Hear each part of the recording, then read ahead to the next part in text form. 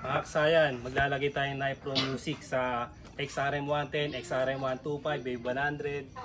Lahat ng mga positive trigger, TMX155, positive trigger na Stockhorn. Ito siya. Request sa atin to ni kasayan Ariel Ong ng Davao City. Shoutout sa iyo, Ariel Ong.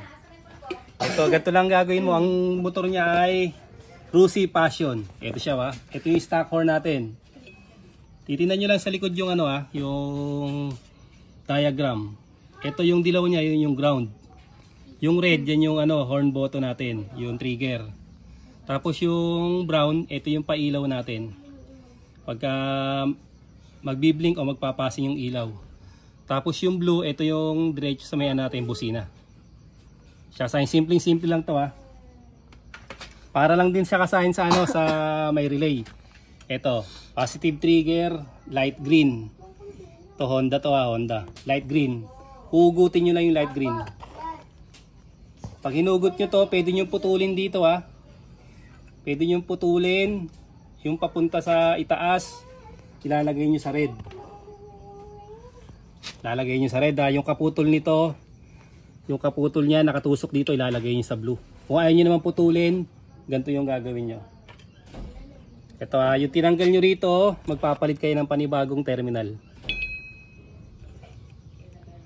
Susuksukan nyo lang uli siya. Yung isa lang ang bubunutin natin yung trigger lang.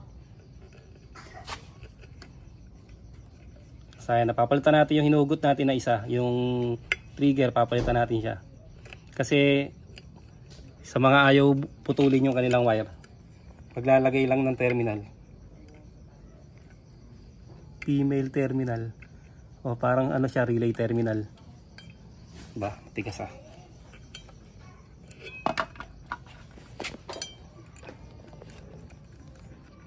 Siya, saya na. Pagkalagay nyo dyan, eto siya Hindi naman kasi binubuhok sa padula sa ito, yung papuntang yung papuntang ito. Siya, saya na. Yung kulay blue, dito natin siya ilalagay sa papuntang busina. Tapos, itong pataas naman, ito naman yung kulay red sa horn button. Papuntang busina yung blue, pa horn button naman yung yung kulay red. Siya gagamit lang tayo dyan ng pang suksok. Kung ayaw nyo siyang putulin. Kasi pag pinutol nyo ito mananatili sa busina to. Lalagay nyo lang dyan yung blue. Dahil sa lagyan lang natin siya ng susuksok lang natin. Ito siya Tingnan nyo lang mabuti ko sa'yo, napakasimple lang nito. Tapos, ito lalagyan lang natin sa body ground. Sasaya na ito body ground Meron tayong body ground dito. Wave 100, Wave 125, Euro Racing 110, Rusi Passion. Tapos ito naman yung sa natin, yung sa ilaw natin. Ito siya yung kulay brown. Doon natin lalagay yung yung ating, halimbawa maglalagay tayo ng ilaw sa lalagyan na rin natin siya ng ilaw. Ito siya. Tapos dito ilalagay natin yung yung negative lang din. Dito na rin siya.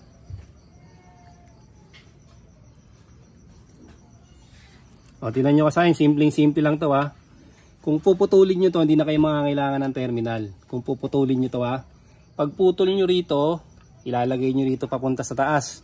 Papunta sa taas yung kulay red. Papunta sa baba naman yung kulay blue. Tapos yung yellow, body ground na lang natin. Pwede yung ilagay dito. Yun siya kasayan Tapos ito, yung brown, pag gusto yung ilaw. Okay na yan kasayan, tapos na. Tetesting na natin.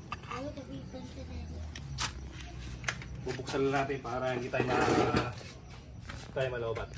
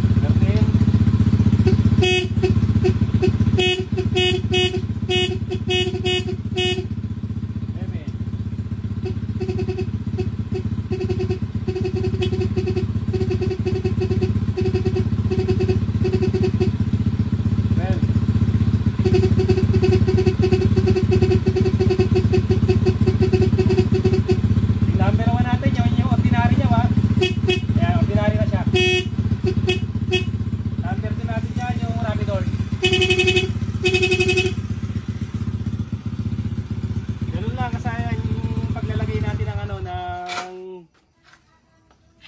paglalagay natin ng simpleng-simple lang na Pro Music sa ating motor. XRM 110, XRM 125, Euro Racing 110, Rusi Yuri Wave Style, lahat ng mga positive trigger na motor.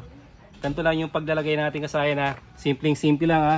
Putulin nyo lang to sa gitna. Paghatiin nyo lang dito yung pataas, kulay red. Yung pababa, yung kulay blue. Tapos negative natin dito sa kabila. O kaya pag di nyo ginalaw tong isang wire na to, ilagay nyo lang sa body ground.